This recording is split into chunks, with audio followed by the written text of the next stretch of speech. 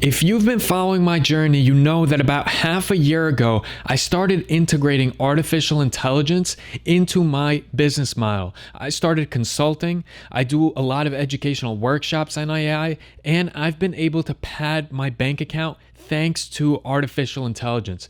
And in this video, I just want to have discussion about what I am seeing in the world of entrepreneurship, what I'm seeing with my many clients that are starting to streamline their businesses and that are integrating different AI systems and using someone like me to go ahead and consult them on how to make their operations more lean, on how they could work more efficiently, and how some of these AI integrations can replace actual people that are doing job for them and therefore enhance their bottom line. Now, I know what you're going to say. Wait, that's terrible because artificial intelligence, it's going to take away so many jobs. Artificial intelligence is not going to replace you or your job. What's going to replace you or your job is a person like me using artificial intelligence to work more efficiently. Now, the law firms that are using AI, the doctor's offices, the artists, the content creators that are using AI, they are able to work at an output that's like 5x to 10x of what they were able to do previous to AI. And so in this video, I want to talk about my experience for the past half year in AI. So the first thing is AI consulting. I've been consulting businesses in various types of industries on which type of platforms to integrate into their business model. What do I mean by that? Well, it may seem to you like artificial intelligence is pretty easy. Like if someone asks for something, you just say, oh, just sign up to OpenAI, ChatGPT, pay $20 a month if you want to use ChatGPT 4, and then it could go ahead and do these amazing things for you. But it's not as easy as that. For instance, if a company approaches you and says, hey, I want to have chatbots. I want to have a virtual assistant. I want to have predictive analytics tools. Can you let me know which AI platform is best? You have to do your research. And that's why for the past 6 months, for me, it's been no video games. It's really been no investing, stocks, crypto, the stuff I used to talk about on the channel. Every second I get, I'm talking to someone who knows more than me about artificial intelligence, or I'm reading about AI, or I'm actually tinkering and playing with these platforms so that when I go into the meetings, I could show my clients exactly what this specific platform can do for them, how it can make their business operation more lean, how it can make it more productive, and more importantly, how it can impact their bottom line. Remember, business, the whole game is that bottom line. And if they're able to save costs and work more efficiently, they will pay you boatloads of money for consulting so long as you are someone reputable. In the consulting space, you have to have a reputation. A lot of it is referral based. There are so many people that are hitting up all these companies and saying that they could be of use, that they could teach them about AI. It's all about, will you do the gritty work? And when you're given an opportunity, are you going to stand up and are you going to stand out? So are you going to go ahead and step up to the plate and be able to hit grand slams for these companies? And unless you want to just be a specialist in one industry, you can't just be well versed in certain types of AI that help one specific industry. For instance, I consult healthcare. So I talk about diagnostic tools. I talk about disease detection, MRI readings. When it comes to finance, I know the AI tools that are out there for risk assessment, for fraud detection. When it comes to doctors' offices or anyone that's creating maybe content, right? Almost any business, they have social media accounts. They need written content. They need imagery. Think about the channel, my channel, the YouTube channel. Cover photos, all Midjourney AI nowadays. A lot of the descriptions, ChatGPT. But there are so many other types of AIs and companies, they don't just want to hear about the OpenAI offerings. They want to hear about a broad selection. So make sure you're not just studying what is in all the headlines, but you're actually tinkering and speaking to professionals in the space and trying to figure out what industries are using which AIs and why. I'm talking about robotics. I'm talking about the education space even. Speaking of education, I've been doing a lot of artificial intelligence workshops. How do I do that? Well, again, if you follow this channel, I used to be into 3D printing. I still am, where I go and I have a lot of workshops that I do in gifted school programs, libraries, educational settings, and sometimes I even do corporate events where I go and educate them on 3D printing, what is happening, how it's applied in the real world, and I even teach them how to design on a CAD program. Again, some of the most successful videos on this channel was from like 4 or 5 years ago when I used to put out a lot of 3D printing tutorials.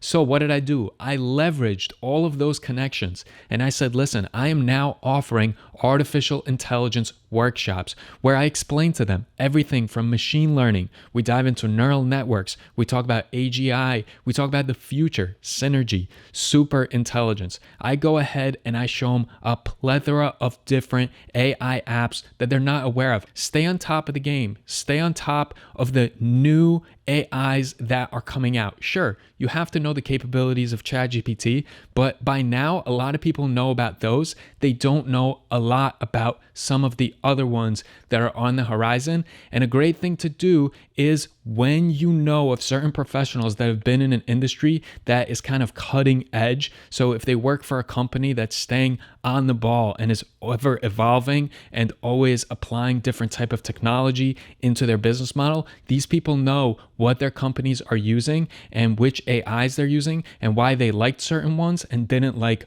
other ones. For instance, for me, when I go ahead and I'm about to consult someone in a specific industry, I call up so many contacts and I have so many different conversations. I call up the companies directly if I'm interested in a specific AI and I want to do research into it. I go ahead and I do as much due diligence as I can. And that prevents me from having imposter syndrome because I guarantee you, if you were to go and start consulting an AI, you're going to feel like an imposter. Why? Because it's brand new. Not a lot of people know about it. You can have the first mover advantage. Whoever is working in AI right now is going to make a name for themselves and they could propel further and further their career, their consulting business, whether you're doing it full time or on the side. Because remember, right now what's happening is like what happened in the late 90s when everything started transitioning to the internet, when Google came around. Imagine being a web developer or a web designer or an online marketing expert when the internet was just starting to happen, when Google was starting to happen. You're one of the only people that can create websites in your town, in your county. You are going to make boatloads of money. Sure, it's not going to last forever because eventually there'll be more competition and you'll have to charge less and getting new clients won't be as easy. But you had that first mover advantage. And I'm telling you, as someone who's ran a business for nearly a decade now, contacts, clients, they are great because as long as you're doing a great job for them, you can go ahead and upsell them on other services. And if they trust you, they will listen to you. And obviously you are going to have to provide them with actual fruitful solutions. And so you can't just go in there naked. You have to have a lot of research. You have to know exactly what type of questions they may ask. You have to be ready. You have to be prepared. But you also have to take a leap of faith. You just have to dive into these things. And my God, can it be boring on some days? I mean, sometimes I'm researching this stuff or I'm reading things and my eyes are just glazing over, but I don't stop. I don't quit because I know that if I stay on top of the ball, and this is an ever evolving beast, if I just keep up with it now, it's going to make it easier to keep up with it later. And I'll understand the advancements, the new iterations, what the new versions of certain software is offering in the AI space. Think of it this way. If you just started learning Photoshop right now and wanted to learn all the features that Photoshop has, it's overwhelming. It's really, really difficult because there's so much.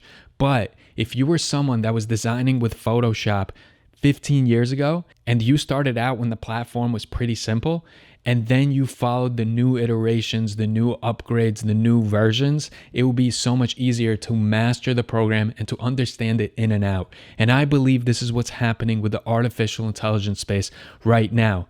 And lastly, I want to mention, we are not always going to be able to use these platforms like this. Most of the AI platforms, they're actually free. I mean, a lot of them do have features that are behind a paywall, but right now we can use a lot of them for free. The reason they're doing that, or they're keeping it very cheap, is because they need data. If you know anything about machine learning or AI, you know that Data is how they train the models. And right now, everyone's in the training phase of their models. Even ChatGPT, they're still collecting data. They're still trying to improve upon their models. OpenAI is extremely successful because of all the data that they have. Midjourney, Stable Diffusion, extremely successful as text-to-image AIs. Why? Because they have all the data, because they've been going through further iterations of it, because they've been catching certain bugs or improving on certain things. Timing and data is crucial for AI. And so right now, a lot of these platforms, very, very affordable, if not free. But later, we don't know if that's going to be the case. We also don't know if government is going to step in and just completely lay down the hammer on a lot of these AI companies. Lawsuits are going to come for sure, and then laws will be put in place, and maybe even some dangerous stuff happens. We have an election coming up. I anticipate AI being at the forefront of headlines because of all of the propaganda, the chatbots, the things that are going to be around that is ruining it for the rest of us. And there are going to be actual government guardrails on AI. I feel like certain things that we're able to do with AI at the moment, who knows if we'll be able to do that in the future. But start learning the game right now. If you've been waiting to get into artificial intelligence, I'm telling you, I don't want to disclose exactly how much I make. I try to keep my salary and my income private, but I am making so much more than I used to because of AI. And not only through consulting, me as a web developer, writing up the content used to be so tedious and take such a long time. I use AI to assist me with that. Sometimes emails, I use AI to assist me with that. Again, anything imagery related, text to video AI, making promotional content, promotional videos. This has now become so simple with artificial intelligence. I used to design logos. You know how easy it is to create really good logos with Midjourney and then just adjust it in Adobe Photoshop? It is super, super simple. So the whole point of this video is just to tell you that my leap to artificial intelligence has done wonders for me as a business professional, for my brand in my area. I'm located in North Jersey and parts of New York City. It's been amazing for me. I just want to let you know that this AI thing, it works. And if you're stuck in your job and you're like, I hate this, or you were trying to do something on the side, or you want to be a little bit of an entrepreneur or a consultant, or you just are very interested in AI, but you haven't taken a deep dive yet, or even a shallow dive because it's intimidating or overwhelming, get over that. I'm telling you, take off your shoes and put your foot in the AI waters, because you are going to enrich not only your mind, not only your wallet, but your confidence and self-esteem when it comes to the new tech that's coming out, when it comes to AI. It could be very intimidating at first, but very quickly you're going to start learning a lot. And then if you keep at it, you are going to feel like you're becoming a subject matter expert. You will not feel like an imposter. At first you may, but as you go through the process, that will go away. And you will hit success. You will actually enjoy it, and you will flourish because of it. So we are at this point where AI is here, and we have two choices. We can avoid it. We can shell up and say, no, that's wrong. You know, I'm for humans. I'm a speciesist, or whatever they call them.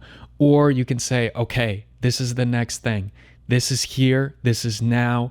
We have to adapt. We have to use it to our full capabilities, because if we don't, our competition will, and they will crush us. And we have to evolve with the times. Adaptation, it's not just important in your personal life. It is very much an integral part of your success as a business person, as an entrepreneur, as a consultant, as a subject matter expert. Whatever you are trying to achieve in whichever industry you are, there are ways to adapt AI art, and I highly encourage you to start looking into it right now, because later on, everyone's going to be doing it. Make a name for yourself right now.